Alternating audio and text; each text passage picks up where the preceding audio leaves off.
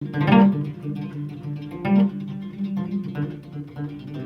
Sahel est une bande climatique semi-aride bordant le sud du Sahara. C'est certainement l'une des zones les plus frappées par les effets négatifs du changement climatique. La pratique de l'agriculture y est difficile. Seules les terres de vallée permettent plus ou moins une production continue dans l'année. Mais ces terres sont menacées par l'érosion hydrique due à des grosses et brèves pluies caractérisant le Sahel. Le problème est qu'avec le changement climatique, ce phénomène devient de plus en plus fréquent. Au Tchad, pays sahélien par excellence, la DDC, à travers le Bureau de la coopération suisse au Tchad, intervient sur la question de récupération des terres de vallée et la sécurité alimentaire dans un programme appelé Gestion des eaux de ruissellement dans le Tchad sahélien. Les projets et ONG sont venus nous apporter de l'aide. L'ONG PDR s'est installée dans notre canton. Ce projet a commencé par construire un seul d'épandage qui a aussitôt réussi. L'eau a commencé à être abondante. Les cultures maraîchères ont débuté. Il y avait plein de légumes, le gombo et autres. Au vu du succès enregistré, les gens se sont intéressés. Les populations ont demandé plus d'ouvrages de ce genre pour produire beaucoup. C'est dans ce cadre que la GIZ, mandatée par la DDC, a construit d'emblée 10 seuils d'épandage dans cette vallée. Les seuils d'épandage est un ouvrage hydraulique qu'on construit sur toute la largeur du bas-fond afin de freiner la vitesse de l'écoulement de l'eau, maintenir une certaine lame d'eau de 10 à 50 cm afin de favoriser l'infiltration.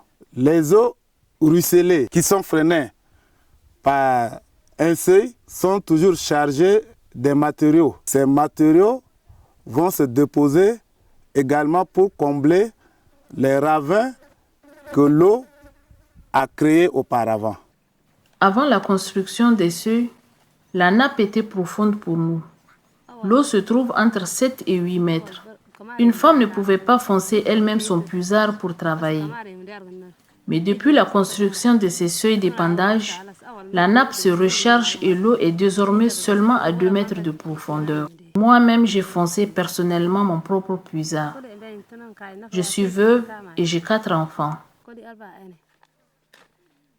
J'habite dans un petit village non loin d'ici qu'on appelle Kawi. Je travaille ici, je produis des légumes. Avec ces productions, j'arrive à me procurer les produits de consommation courante. De l'huile, du sel, du sucre, quelquefois de la viande. L'eau est abondante et nous produisons plus.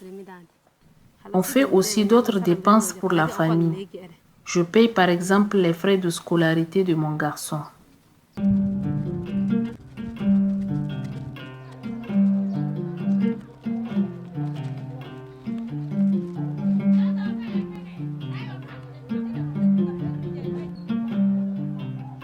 Tenez, prenez votre argent.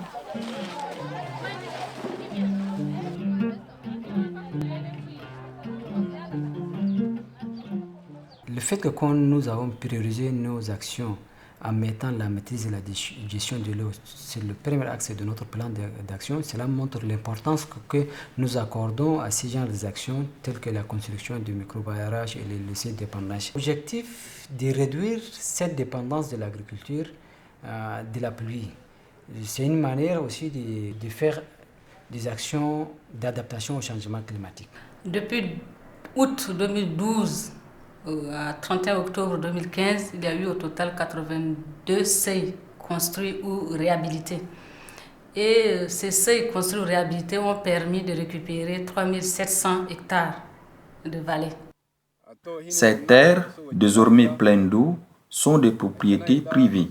Très vite, la question de la répartition pour que l'effet touche un grand nombre était posée. Certains sont démunis, il fallait en tenir compte. Nous avons alors discuté avec ces propriétaires. Il nous a fallu tous nous mettre dans la même direction.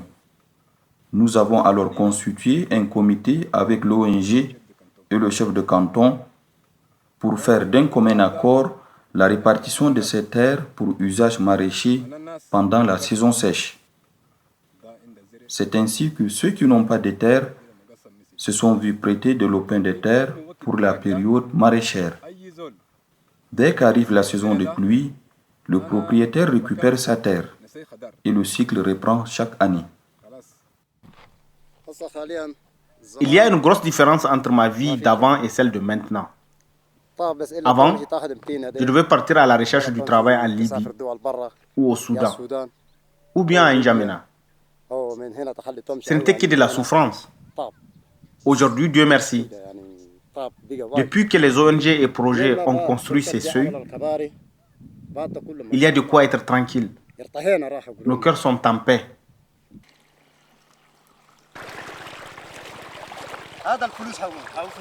Ça, c'est de la vraie richesse. Ça aussi. Même ça, c'est de la fortune. Ça a changé notre environnement. Nos agrumes poussent. Mais aussi les arbres là-bas dehors. Nous buvons cette eau. Les animaux la boivent. Et même les oiseaux trouvent leur compte. Les objectifs du développement durable 2030 sont vraiment le nouveau cadre d'orientation qui nous sont donnés. L'approche de l'institution pour résoudre les problèmes des gens et puis répondre aux défis qui se posent, c'est l'investissement dans les personnes, c'est l'investissement dans les gens et dans leurs institutions qui les soutiennent et qui soutiennent leurs efforts dans le temps. Et quand ils ont de l'espoir, effectivement, ils sont aussi disposés à défendre leur espace, à défendre leur société. Des phénomènes comme la violence et les phénomènes comme l'extrémisme, effectivement, ont beaucoup moins de chances de se développer.